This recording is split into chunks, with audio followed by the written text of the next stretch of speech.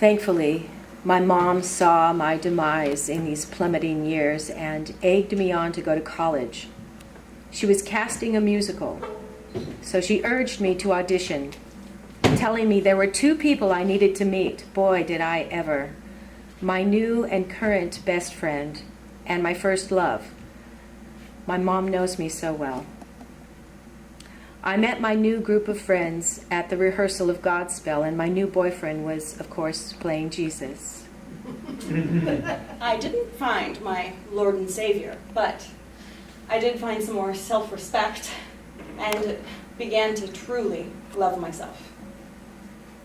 Now my new group of friends were left picking up the pieces of my shattered self-esteem, and I have to say they did a pretty good job. I was so annoying. I don't think I would have held on to me. Always looking for a million compliments. I give them props. They did great. Lots of patience. My best friend told me of a time when she was sexually abused. It reminded me of parts of my relationship with James, so I decided to tell her. Alex, don't you know what that's called? That's called rape.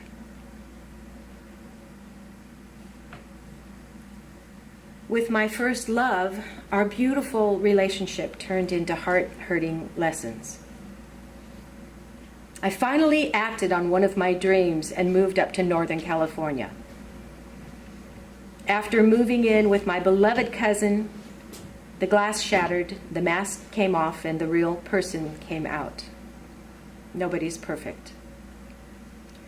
On a visit back to LA, she gave me the ultimatum of moving in with a random friend or leaving me behind in LA. I knew that I needed to be up there, so I moved in with a family friend and found my vocation as a caregiver. I loved it, even working 40 to 50 hours a week. I ended up meeting Max, a Russian orphan, in his group of friends. It was a good group. But Max was another wounded bird, and I wanted to help him.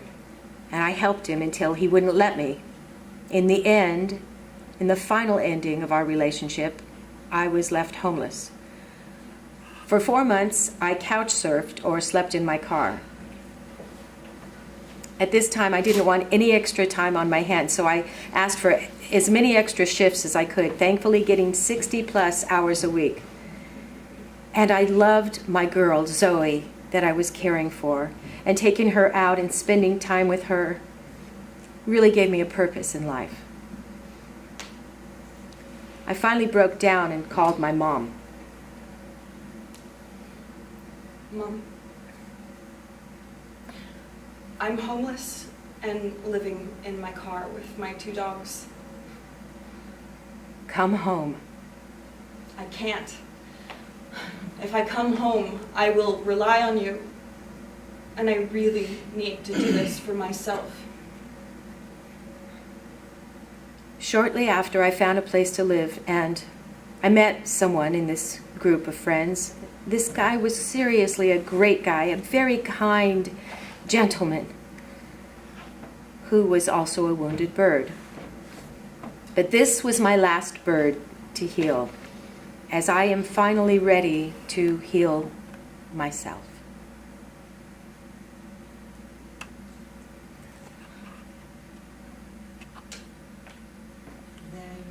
Somebody I'm longing to see. I hope that he turns out to be someone to watch over me. I'm a little lamb who is lost in the wood, and I know I could always be good to one who'll watch over me. Although he may not be the man some girls think of as handsome, to my heart he'll carry the key.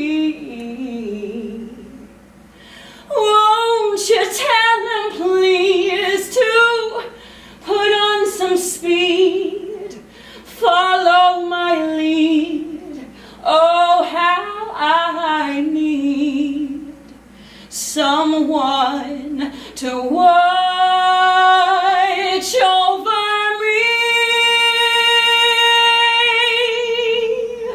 someone to watch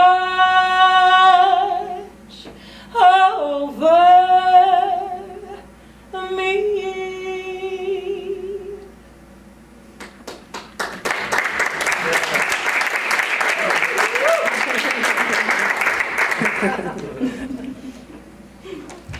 So yes, of course, everyone wants that other, that companion.